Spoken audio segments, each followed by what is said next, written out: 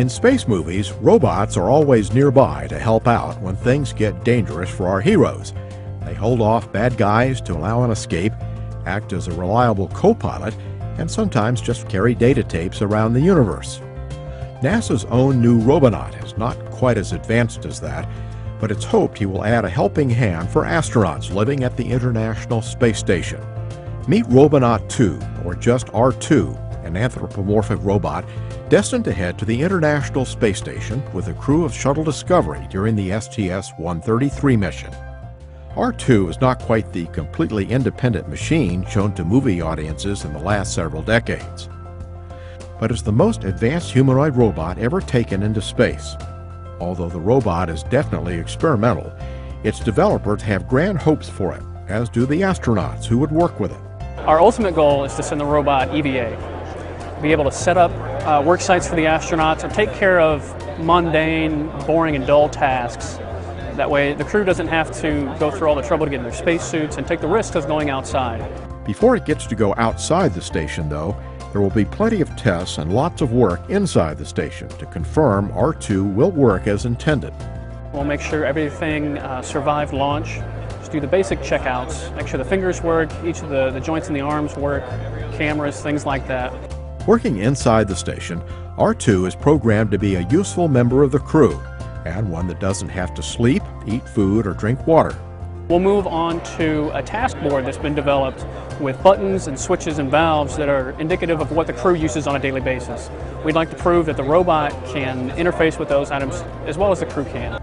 That may not sound like much compared to the capabilities of fictional robots, but such steps are a large jump for R2's developers. Robonaut was designed to be a human assistant, just kind of the same way a nurse would be to a doctor in an operating room. So you can think of Robonaut as helping a human worker set up a work site, tear down a work site, hand them a tool, please hold this for a while. And so we want to use Robonaut in the same exact way in the space station and help the crew out in a lot of those same types of capacities. We're interested in showcasing the technologies that comprise Robonaut. And chief among those is the dexterity that Robonaut possesses. And so what we'd like to demonstrate with that is Robonaut's ability to utilize the same connectors, the same tools, and do the same sorts of tasks that the astronauts can do on the space station in a way to aid them. Producing a robot that can work with the same tools and within the same interfaces that a human works with requires you to constrain the size of the robot to a human size. Putting all the capability that we want in a human package has been very challenging.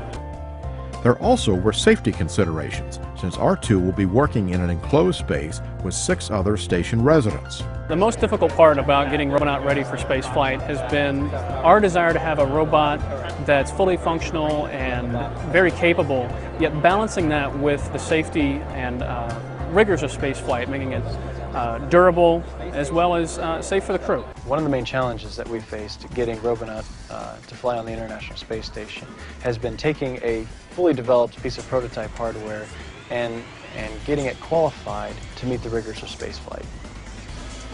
EMI is electromagnetic interference, and so what you have to do is you do 2 kinds of testing. You look for EMI and EMC, and EMC is electromagnetic compatibility. When you're a payload, or when you have a piece of hardware on the space station, you need to be sure that you don't interfere with the hardware that's on station, or that you don't get interfered with in a way that causes you to create a hazardous condition. One of the tests we have to perform when getting the robot ready for the rigors of spaceflight is simulating, in a very real sense, the vibration environment of a shuttle flight. And this involves mounting Robonaut in its cargo carrier on a vibration table and shaking it in a way that would simulate launch.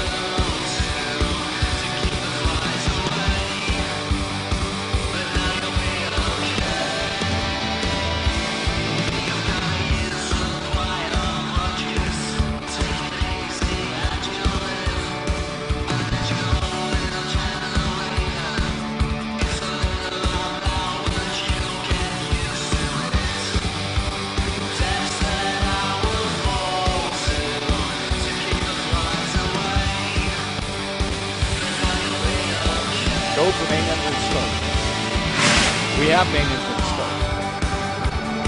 2, 1. Booster ignition and the final liftoff of Discovery.